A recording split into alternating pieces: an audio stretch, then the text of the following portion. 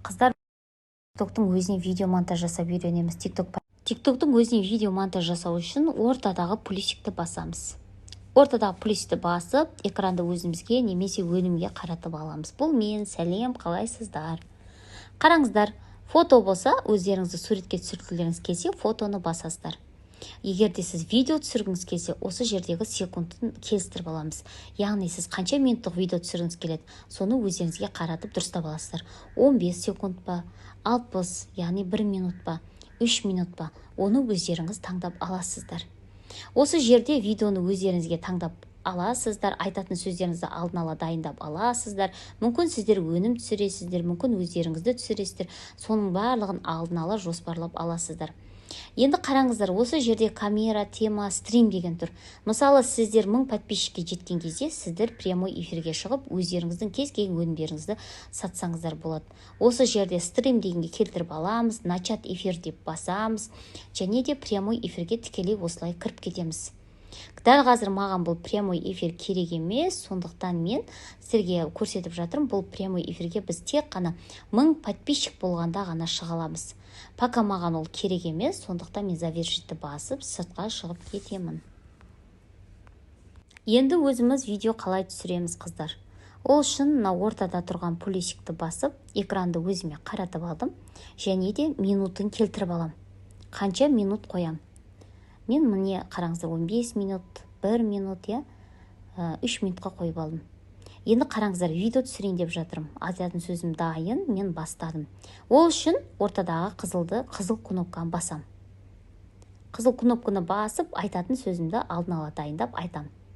Шашымызды, түрімізді барлығын ретке келтіріп, кішкене айнаға қарап, өзімізді реттеп аламыз. Қалай болса солай экранға шығуға болмайды. Ортаны бастым, уже міне уақыт кетіп жатыр. Мысалы, мен сәлеметсіздер ме, қалайсыздар, қалдарыңыз қалай деген сияқты өзімнің бір өнімімді жарнамалап жатырмын, киімімді жарнап жатырмын деген сияқты. Сол жерде киімімді ауыстыратын болып қалса, мен тоқтатып қоям да, ары қарай барып, киімімді ауыстырып келіп, ары қарай айтатын өнімімді жалғастыра берем.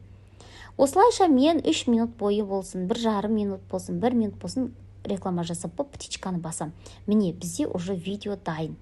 Осы жерді қарасаңыздар, мына жерде яғни текст тұр.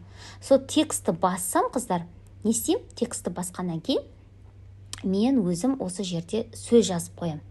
Мысалы, қандай сөз жазыңыз келеді? Сәлем, қалайсыздар? Немесе қайырлы күн, немесе жаңағы бізде акция басталды деген сияқты өзіңіздің сататын өніміңізге байланысты тақырыптарды осылай жазасыздар. Егер де сізге осы сөзді қою қылып жазғыңыз келсе, мысалы, осы жерде тұрған текстті үстін басып, редактировать деп басып, А тұрғанды 2 рет бассаңыздар, осындай қою түске боялады. Астында тұрған кез келген түстерді таңдап алып, өздеріңіздің қалауларыңызша істеп аласыздар. Сосын бұны жазып болғаннан кейін өздеріңіздің ұнайтын түстеріңізді қоясыздар, жазасыздар. Қолдарыңыздың ұшымен ары бері жылжытып, кез келген жерге апарып қоямыз.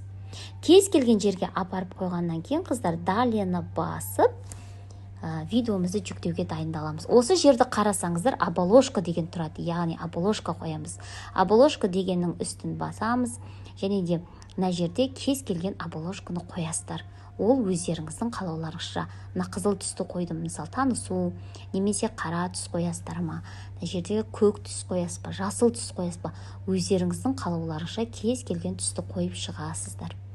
Осы жерде кез келген түсті қойып болғаннан кейін сіздерге хэштег қой деп тұрады. Яғни хэштег қоямыз, қыздар. Кез келген өзіңіздің тақырыбыңызға байланысты хэштегтерді қойып шығасыз.